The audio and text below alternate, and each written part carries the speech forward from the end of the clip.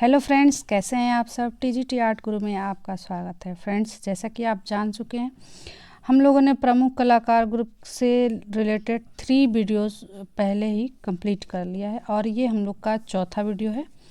Friends, आज के video में कोशिश करेंगे कि हम इसको कंप्लीट कर दें, क्योंकि बहुत सारे छोटे छोटे कलाकार ग्रुप बने हैं जिनको हम इस वीडियो में कंप्लीट कर देंगे। तो फ्रेंड्स, अगर आप चैनल पर नए हैं तो हमारे चैनल को सब्सक्राइब कर लीजिए, और अगर आप इन पिछले हमारे 3 वीडियोस को नहीं देखे हैं तो आप चैनल पर जाइए और वहां से उसको देख लीजिए। तो फ्रेंड्स, चलते हैं आज अपने चौथे वीडियो में, और आज हम लोग इसको कंप्लीट करने की कोशिश करते हैं। फ्रेंड्स, चलते हैं फिर। ओके फ्रेंड्स, इससे पहले हमने पैक ग्रुप को देखा, कलकत्ता ग्रुप को देखा, और आज हम लोग प्रोग्रेसिव आर्टिस्ट एसोसिएशन श्रीनगर को देखेंगे, जिसकी स्थापना 1948 में हुआ है। तो चलिए देखते हैं आज का।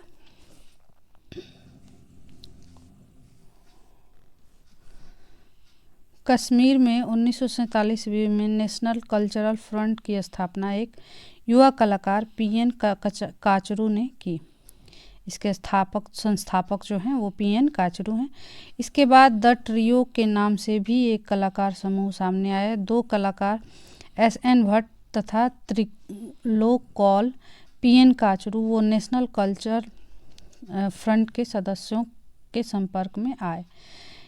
इसके बाद ये 2 बने कलाकार ग्रुप। इसके आगे देखते हैं। भट्ट, कौल, काचरू तीनों के दल को द ट्रियो नाम से जाना गया। 1848 ईस्वी में इन कलाकारों ने अपने दल का नाम बदलकर प्रोग्रेसिव आर्टिस्ट एसोसिएशन रख दिया। 1949 में इस दल की प्रथम प्रदर्शनी श्रीनगर में हुई। राज्य से बाहर प्रथम प्रदर्शनी 1949 दिल्ली में की गई, जिसे वर्ष की सर्वाधिक रंगीन प्रदर्शनी माना गया।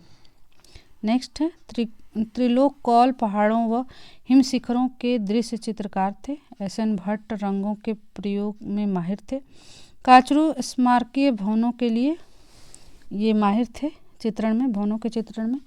1950 में जीआर संतोष भी इस एसोसिएशन से शामिल हो गए, जुड़ गए। अगला हम लोग का जो कलाकार ग्रुप है वो है दिल्ली शिल्पी चक्र। इससे क्वेश्चन आते हैं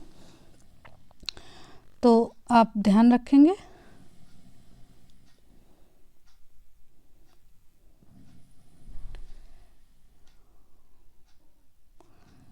दिल्ली शिल्पी चक्र नई दिल्ली में इसकी स्थापना हुई है, और ये पाकिस्तान से आए, जो पाकिस्तान से विभाजन के पश्चात जो कलाकार आए थे उन्होंने इस शिल्पी चक्र की स्थापना की थी। देखते हैं। शिल्पी चक्र की स्थापना 25 मार्च 1949 को बीसी सान्याल ने इसकी स्थापना की थी। कंवल कृष्ण तथा केएस कुलकर्णी आईफेक्स के साधारण सभा के सदस्य थे। ये भी इसमें शामिल हुए, और उसमें आईफेक्स इन्होंने लोग त्याग पत्र देकर ये लोग शिल्पी चक्र उसमें जुड़े। शिल्पी चक्र में धनराज भगत मूर्तिकार, हरकृष्ण लाल, के.सी. आर्यन, दंपति चावला, दिनकर कौशिक, राम कुमार, जया अप्पा स्वामी, प्राणनाथ मांगो आदि शामिल रहे। शिल्पी चक्र में अन्य सदस्यों में दिव्यानी कृष्ण थी, और रामेश्वर ब्रोटा, जगमोहन चोपड़ा, परमजीत सिंह, अनुपम सूद आदि इनके प्रमुख कलाकार जो थे शिल्पी चक्र से जुड़े रहे थे।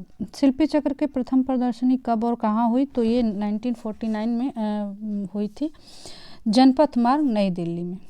ओके, फिर चलिए नेक्स्ट देखते हैं हम लोग।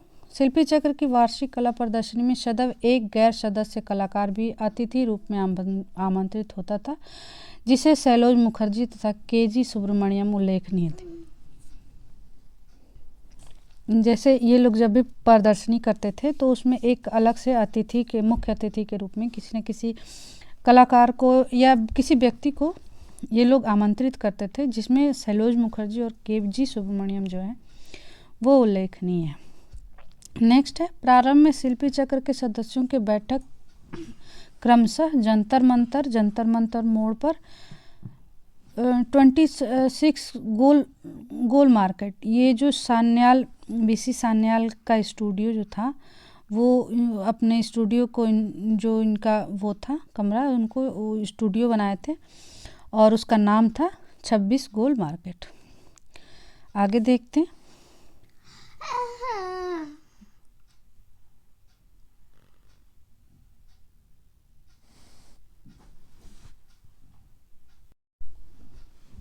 आगे हम लोग बीसी सान्याल के बारे में देखते हैं। तो ये बहुत आप इनको लंबे समय तक जीवित रहने वाला कलाकार भी कह सकते हैं। ये पूरे 100 साल जिए और देखिए इनका डेट ऑफ बर्थ 1902 है और ये इनकी डेथ जो है वो 2003 में हुआ है। तो इनकी जो 100वीं वर्षगांठ थी ये मनाए। और चलिए देखते हैं आगे इनका जन्म जो है धोबरी असम में हुआ है।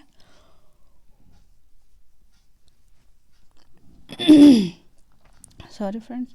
बीसी सान्याल की शिक्षा कोलकाता से हुई है। गवर्नमेंट स्कूल ऑफ आर्ट से कला डिप्लोमा तथा मूर्ति कला में विशिष्ट अध्ययन किस कलाकार ने किया? तो ये बीसी सान्याल थे। शिक्षा पूर्ण होने पर बीसी सान्याल लाहौर चले गए। Mayo college of art and craft Lahore में बीसी सान्याल 7 वर्ष तक प्राचार्य रहे। ये मेयो कॉलेज में 7 वर्ष तक प्राचार्य रहे। और बीसी सान्याल जो है सान्याल स्टूडियो नामक स्कूल की स्थापना की थी। हमने आपको बताया कि ये जो इनका कमरा था उसको इन्होंने स्टूडियो में तब्दील कर दिया था। नेक्स्ट है, बीसी सान्याल दिल्ली पॉलिटेक्निक के विभागाध्यक्ष सलाहकार भी रहे और इनके जो कला गुरु थे वो पर्सी ब्राउन और जेपी गांगुली जी इनके थे।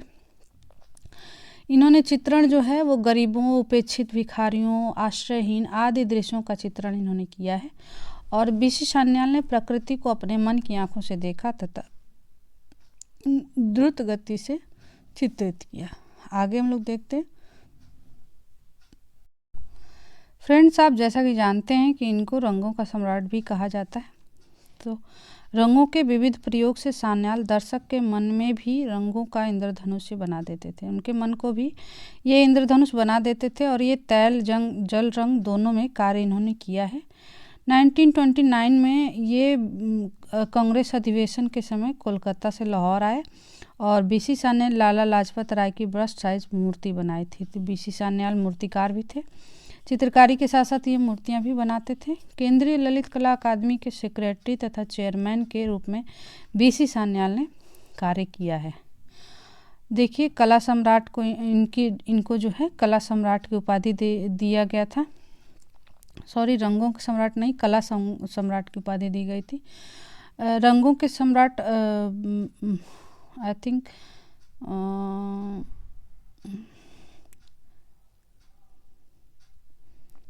अकबर पद्मसी को कहा जाता है शायद। मैं इस पर एक दिन वीडियो बना दूंगी जो कि किसकी उपाधि किस नाम से है, तो उसके लिए आप लोग निश्चिंत रहें।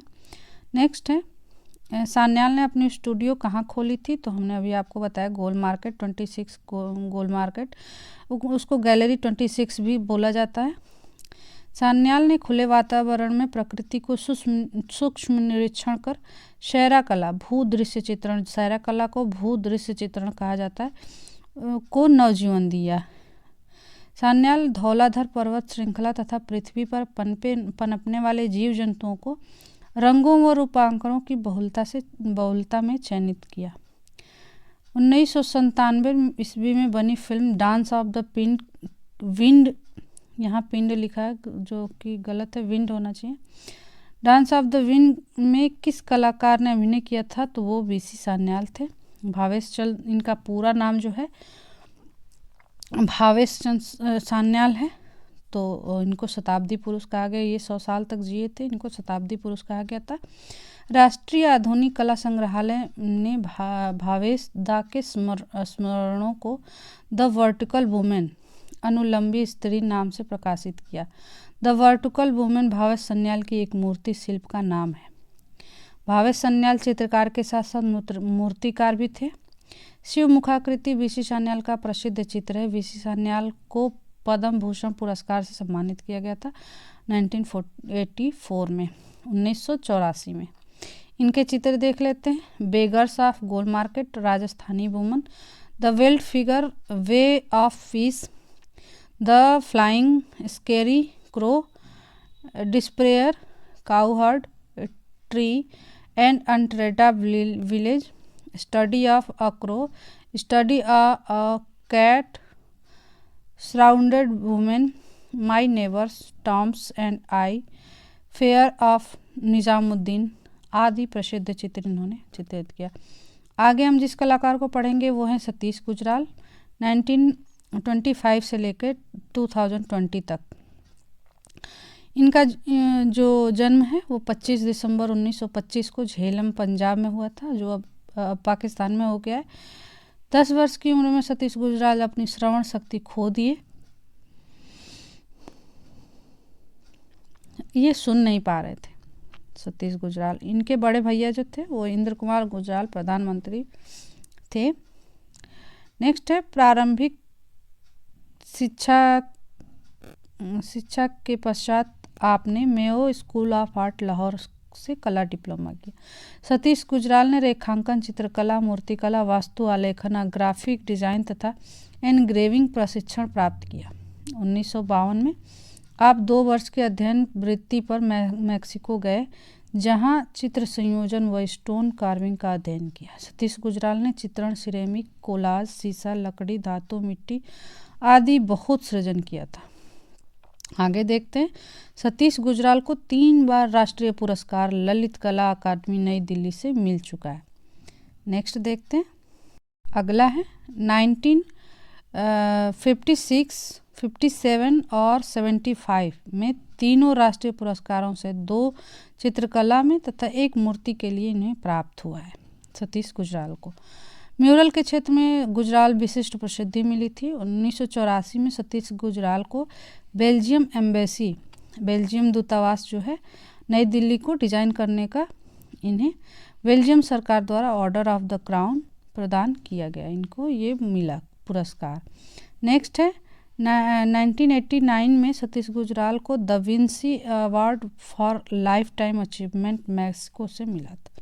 1999 में इन्हें भारत सरकार का पद्म विभूषण पुरस्कार मिला था। 2004 में ललित कला रत्न में राष्ट्रीय ललित कला अकादमी नई दिल्ली द्वारा सम्मान मिला था इन्हें।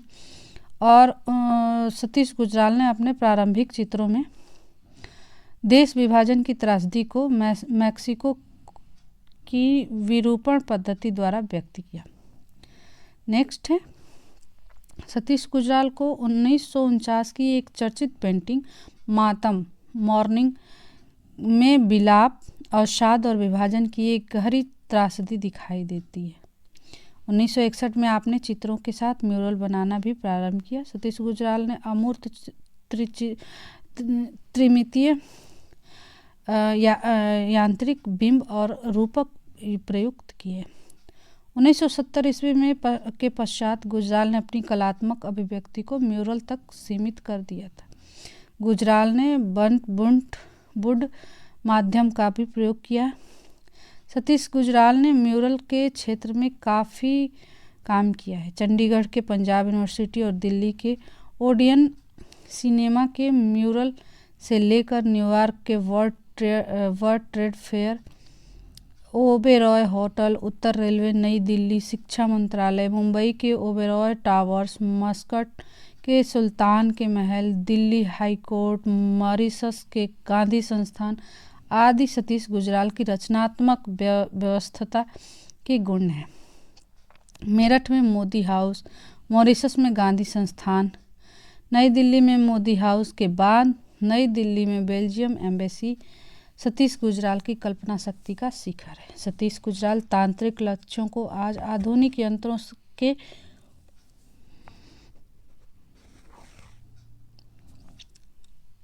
के संदर्भ में समझा। लीला, बिंदु, सहस्त्रहार, माया आदि कलाकृतियाँ यही स्पष्ट करती हैं। सतीश गुजराल कुछ वास्तु डिजाइन किए थे। जिसमें बेल्जियम का दूतावास हो गया, नई Delhi summer palace, Riyadh Saudi Arab, Goa विश्वविद्यालय प्लान तथा यूनेस्को भवन नई दिल्ली प्रमुख है। सतीश गुजराल की जो प्रमुख पेंटिंग है वो है tree of life, lazing of leisures, mourning and moss, Ganesh, despair, the condemned, construction, days of glory, alphabet mural आपकी प्रसिद्ध कलाकृति है। सतीश गुजराल द्वारा लिखी पुस्तक द ब्रश विद लाइफ पर शॉर्ट फिल्म भी बनी है, जो इनकी जो है वो है आत्मकथा है, द ब्रश विद लाइफ।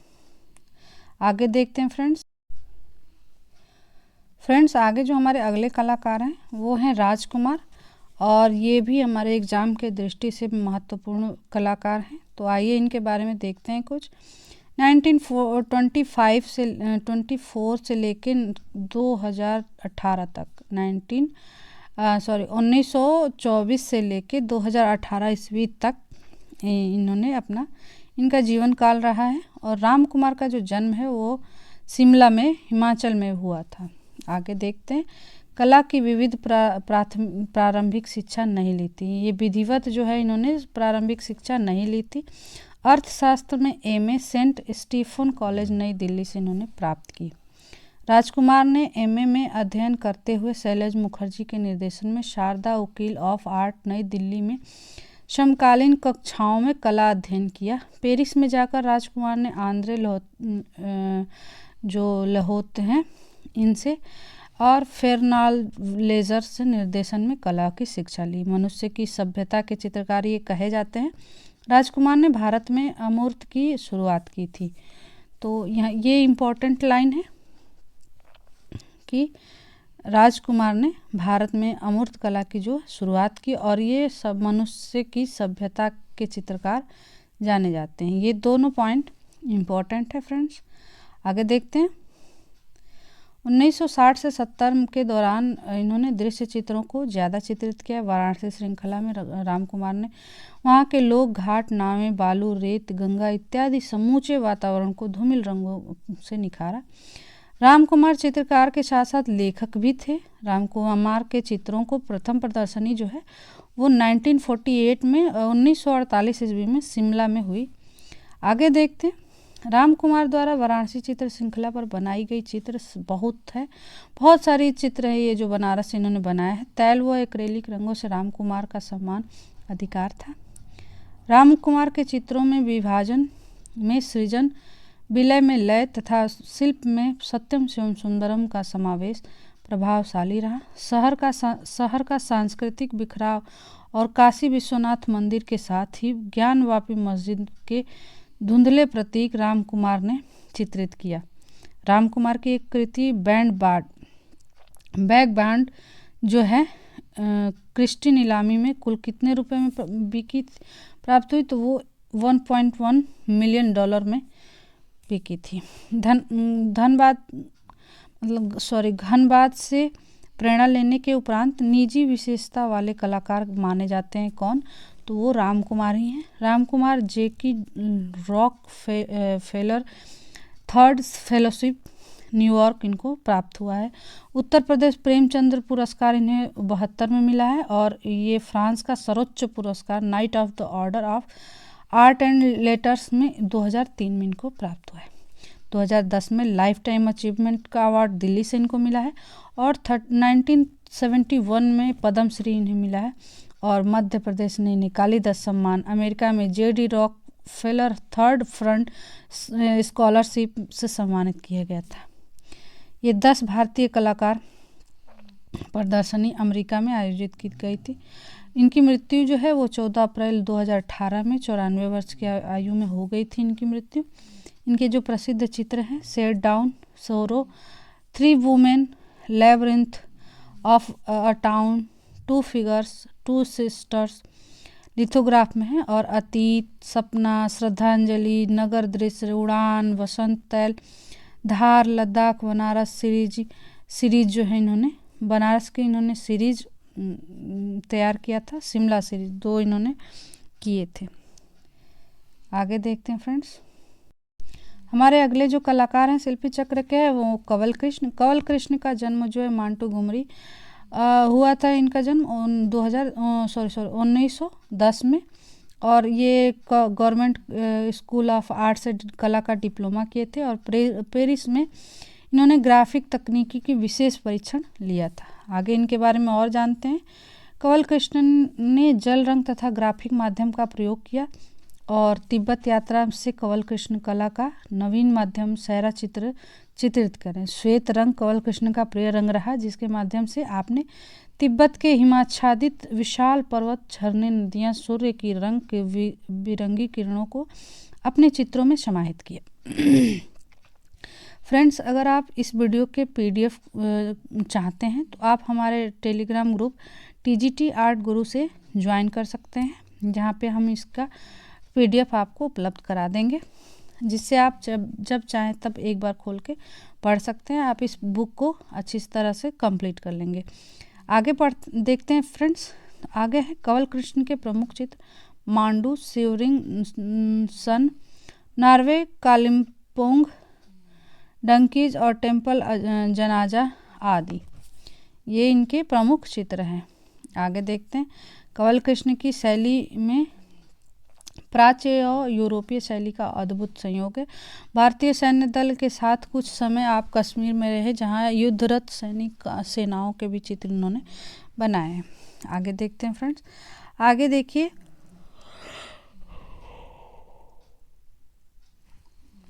ये हमारे एग्ज़ाम के दृष्टि से महत्वपूर्ण कलाकार हैं, और इनका नाम है KS कुलकर्णी, जबकि इनका पूरा नाम है कृष्ण श्याम राव कुलकर्णी।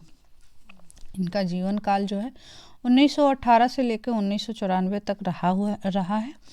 नेक्स्ट है, इन्होंने अपनी प्रारंभिक शिक्षा जो है पुणे से प्राप्त की है, और इन्होंने डिप्लोमा जो है 1940 में JJ स्कूल मुंबई से ली है।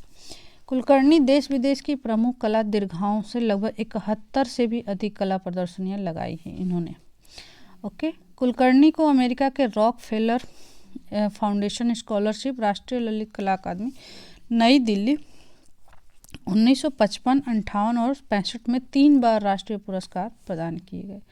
म्यूरल व कंक्रीट मूर्ति शिल्प कला मेलों और अंतर्राष्ट्रीय कला प्रदर्शनियों के प्रदर्शित करने हेतु भी भारतीय सरकार द्वारा सम्मानित किया गया। KS कुलकर्णी जो है 1972 से लेकर 78 ईस्वी तक बनारस हिंदू विश्वविद्यालय वाराणसी में ललित कला संकाय के डीन रहे। KS कुलकर्णी को साहित्य कला परिषद नई दिल्ली से कला सम्मान तथा इमेरेटिव प्रोफेसर की उपाधि प्राप्त हुई है। नेक्स्ट है सबसे इम्पोर्टेंट ये है, ये लाइन सबसे इम्पोर्टेंट है। KS कुलकर्णी त्रिवेणी कला संगम तथा शिल्पी चक्र नई दिल्ली के संस्थापक सदस्य रहे। ये त्रिवेणी कला संगम के संस्थापक रहे, इसको आप लोग याद रखेंगे, वेरी इंपॉर्टेंट है। उत्तर प्रदेश राज्य ललित कला अकादमी लखनऊ के अध्यक्ष रहे। कुलकर्णी सभासद कब चुने गए थे? 1982 में, और 1996 में कुलकर्णी ट्रस्ट फाउंडेशन की स्थापना युवा कलाकारों को प्रोत्साहन हेतु किए। कुलकर्णी ने एक म्यूरल चित्रकार के रूप में अपनी जीवन साइन बोर्ड तथा बिलबोर्ड के चित्रण से प्रारंभ किया था। कुलकर्णी यूरोप दृश्य चित्रण तथा फिल्म पोस्टर में बहुत प्रभावित हुए। कुलकर्णी ने अपने अध्ययन काल में वॉश तकनीकी के साथ यूरोपीय अकादमिक शैली में भी कार्य किया। आगे है KS कुलकर्णी म्यूरलिस्ट के साथ ही श्रेष्ठ व्यक्ति चित्रकार के रूप में भी प्रसिद्ध है। ये म्यूरल बनाते थे और व्यक्ति चित्र, ये पोर्ट्रेट भी बनाते थे। और नेक्स्ट देखते हैं, खजुराहो तथा आदिम कला पर आधारित लगभग 200 पेन व स्याही रेखा चित्रों की श्रृंखला अंकित की, जिसकी दिल्ली में प्रथम प्रदर्शन इन्होंने किया था। कुलकर्णी प्रारंभिक कला अजंता और राजस्थानी कला से प्रभावित होकर किया, और इन्होंने चोल प्रतिमाओं, अमेरिकन व इट्रक्शन कला, अजंता कला, कांगड़ा आदि कला शैलियों का लयात्मक ताजगी, सरलता व प्राणवत्ता का अद्भुत समन्वय अपनी कला शैली में किया। कुलकर्णी एक श्रेष्ठ भित्ति चित्रकार, मूर्तिकार, छापाकार, चित्रकार थे। के.एस. कुलकर्णी भारत सरकार व राज्य सरकार द्वारा अपनी प्रमुख नेताओं विशिष्ट व्यक्तियों की छवियों के चित्र भी इन्होंने बनाया, जिसमें मोतीलाल नेहरू, राधा कृष्णन तथा डॉक्टर संजीव रेड्डी प्रमुख। इनके प्रमुख चित्र जो है माता पुत्र, पनघट, कबाड़ी, खेत, बैल, टोकरी लिए लड़की, musician, queen, woman in red sari. आप लोग बताइए कि नीली औरत पीले में किसका चित्र था, हमने इसको पढ़ाया हुआ है। और three sisters, the story teller, mother and child, flute player, cityscape, chariot, Krishna with gopis आदि श्रेष्ठ कृतियाँ इनकी हैं। अगले हम लोग कलाकार के बारे में पढ़ेंगे जो हैं जयाप्पा स्वामी। कला आलोचक, लेखक, दस्तावेज संग्राहक तथा एक कलाकार के रूप में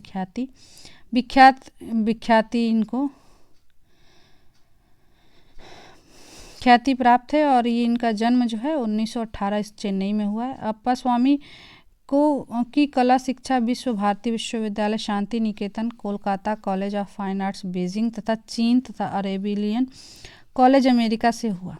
जयाप्पा स्वामी को आईफेक्स नई दिल्ली पुरस्कार मिला है और इन्हें दिल्ली शिल्पी चक्र का सदस्यता भी मिली थी और इनके पत्र पत्रिकाएं लेखिका व आलोचिका रही।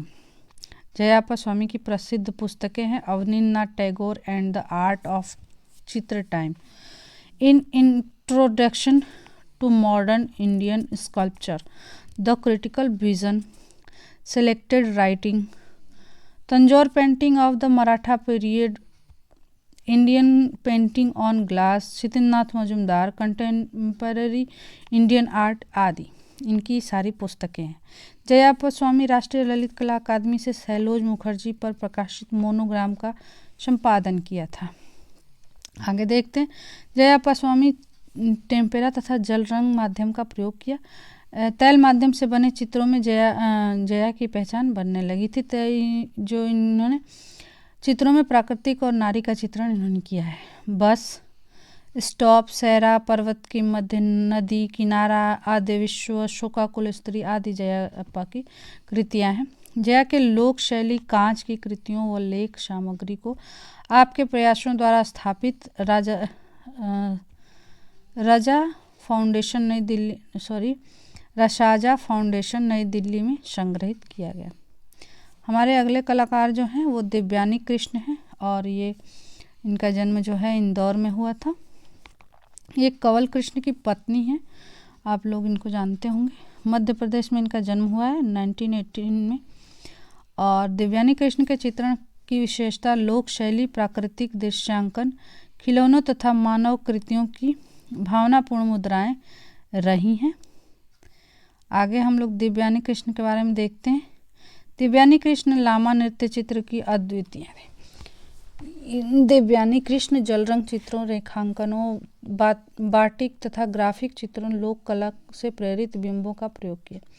दिव्यानी कृष्ण की अल्लाह सीरीज जो है एचिंग में बम बम भोले चित्र सीरीज बनाई थी। इन्होंने दोनों सीरीज इन्होंने बनाई है, अल्लाह और बम बम भोले दोनों। दिव्यानी कृष्ण प्राकृतिक दृश्यों, बहुदेवतावाद, तांत्रिक साधना, प्रेतोशापना, स्टिल लाइफ, खिलौने, मुखौटों आदि का सृजन किया है।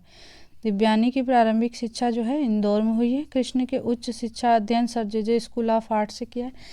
दिव्यानी ने भित्ति चित्रण में विशेष अध्ययन किया है। दिव्यानी कृष्ण को 1978 में त्रिनाले भारत में पुरस्कार प्राप्त हुआ है। अगले हमारे कलाकार हैं प्राणनाथ मांगो और ये 1993 में इनका जन्म हुआ है और ये एक चित्रकार, डिजाइनर, शिक्षाविद, कला आलोचक, कॉलेज ऑफ आर्ट नई दिल्ली के प्रोफेसर इन फाइन आर्ट पद पे 1981 में सेवानिवृत्त हुए थे। प्रतिष्ठित कला आलोचक डॉक्टर CL फावरी ने मार्च 1958 में स्टेटमेंट में लिखा था, प्राणनाथ मांगो को डिजाइन प्रदर्शनी में शामिल हुए थे। उन्होंने जलियांवाला बाग की स्मृति में बनाने वाले म्यूरल के लिए बनाए थे। Prannath Mago Jallianwala Bagh symbol of urge for freedom कागज पर चारकोल से बनाया था। वेंकटाचलम ने अपनी पुस्तक माई कंटेम्पररीज में लिखा है कि प्राणनाथ मांगो भारतीय चित्रकारों के उभरती पीढ़ी में एक युवक आधुनिक कलाकार है। प्राणनाथ मांगो भारतीय लघु चित्रों से अधिक प्रभावित थे। चित्र की बनावट में प्राणनाथ मांगो लघु चित्रों के गुणों को अपनाए रखे थे। प्राणनाथ मांगो का जन्म है 1923 पंजाब में हुआ था। प्राणनाथ मांगो चित्र प्रभाववाद से प्रभावित थे। मांगो संप्रति all India handicraft board Delhi में आलेखन विभाग में निदेशक रहे। आगे कलाकार को हम देखते हैं फ्रेंड्स। हमारे अगले कलाकार हैं रामेश्वर बोटा। ये जो हैं ये स्त्रियों के चित्र नहीं बनाए हैं बोटा ने। देखते हैं। रामेश्वर बोटा का जन्म 1941 ईस्वी नई दिल्ली में हुआ था और ये शिक्षा इन्होंने दिल्ली कॉलेज ऑफ आर्ट नई दिल्ली से इन्होंने शिक्षा प्राप्त की थी और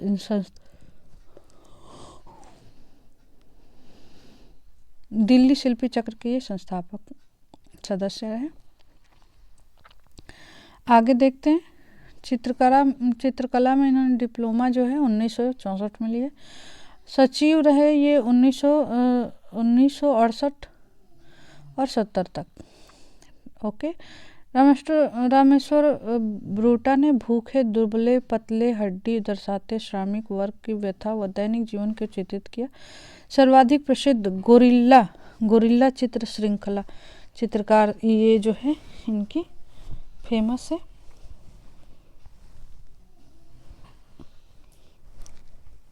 आगे देखते हैं।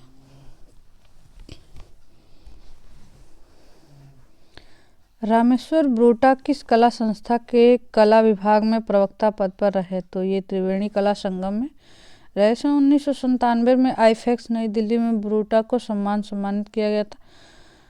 नेक्स्ट है कला विभूषण से इन्हें सम्मानित किया गया था। रामेश्वर बोटा को कला में योगदान के लिए लाइफ टाइम अचीवमेंट अवार्ड का भी उनको दिया गया था 2013 में। आगे देखते हैं।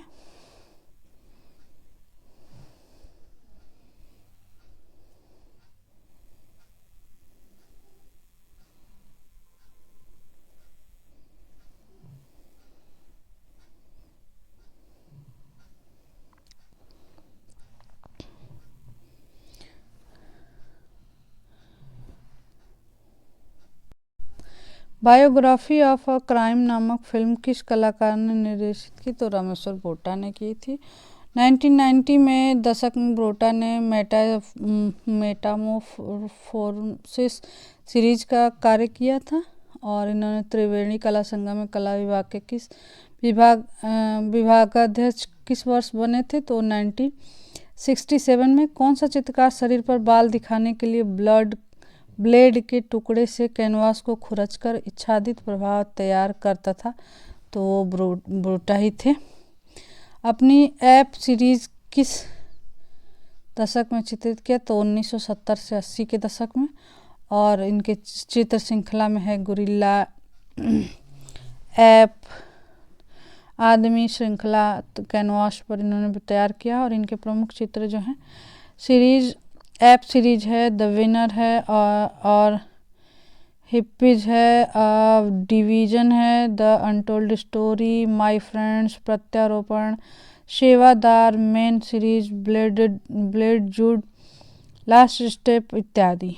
इनके ये ग्राफिक कलाकार थे और केवल पुरुष आकृति बनाते थे। ये महिलाओं के चित्र नहीं बनाते थे, हमने आपको पहले ही बोला।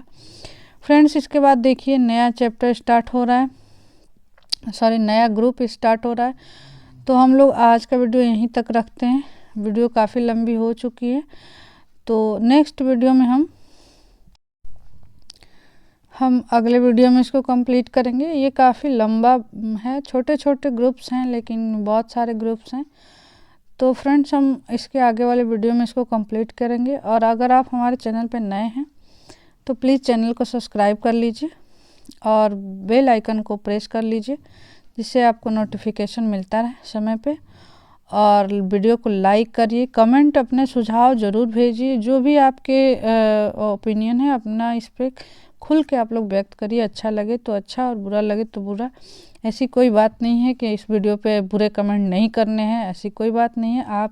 आपको देख के जो भी आते हो मन में विचार वो आप व्यक्त करिए, जिससे हमें कुछ सीखने को मिलेगा। अगर हमारे कुछ गलतियाँ हो रही होंगी, कुछ मिस्टेक हो रहे होंगे, तो उन्हें हम कंप्लीट करने और सुधारने की कोशिश करेंगे।